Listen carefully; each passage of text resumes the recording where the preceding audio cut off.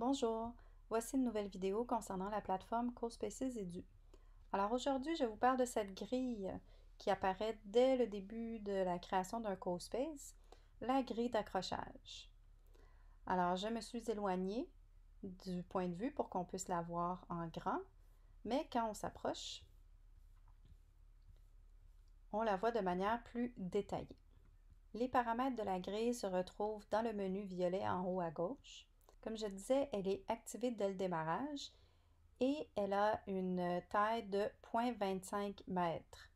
On peut l'agrandir jusqu'à 1 mètre, alors chaque case représentera 1 mètre de longueur et la rapetisser jusqu'à 0,05 m. Alors chaque case de la grille représentera 0,05 m.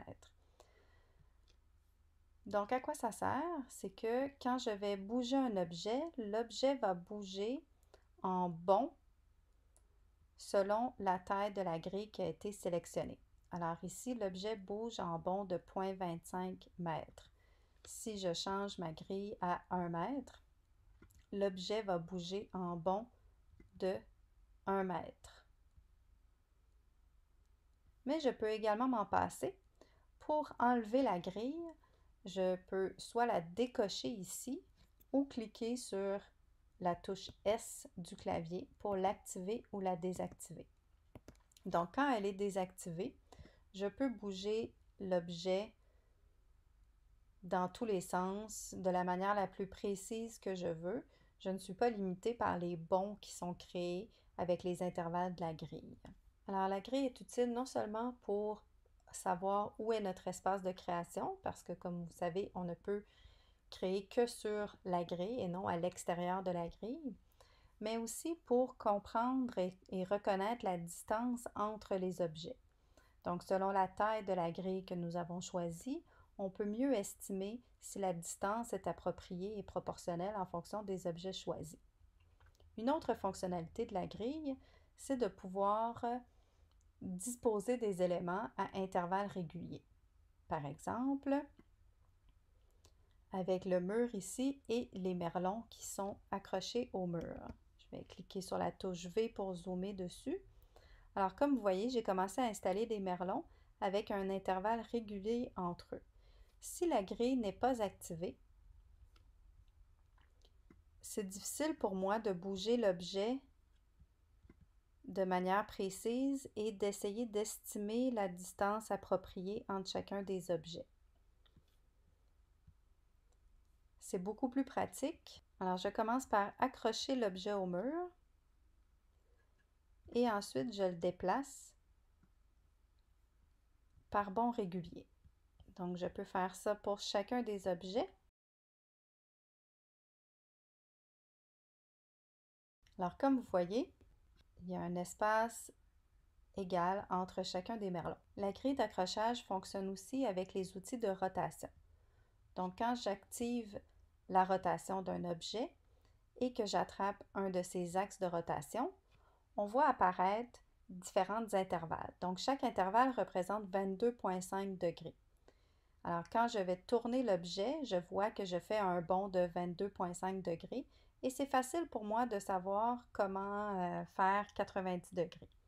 Je n'ai pas besoin d'essayer de le trouver moi-même. Si j'enlève la grille, la rotation maintenant, il n'y a plus d'intervalle.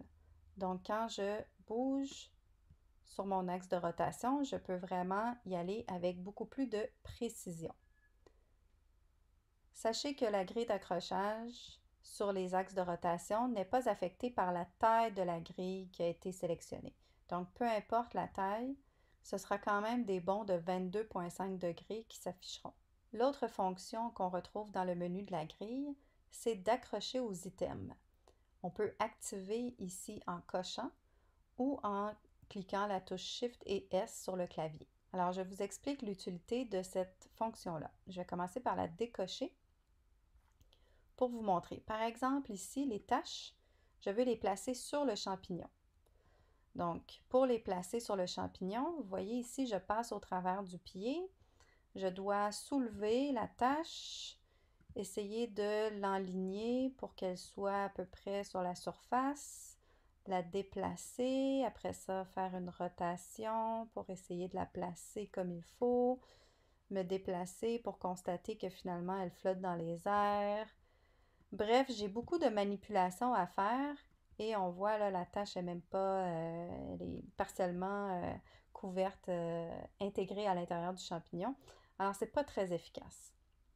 Donc, la grille d'accrochage, ce qu'elle permet de faire, c'est que lorsqu'elle est activée, l'objet, quand je vais le déplacer et que je l'approche d'un autre objet, il va maintenant venir s'installer dessus.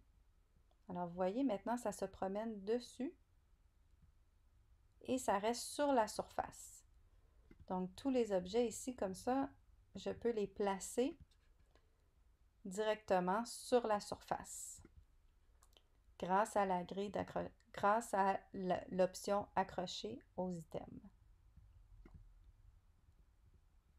Alors voilà, c'est tout pour la vidéo concernant la grille d'accrochage.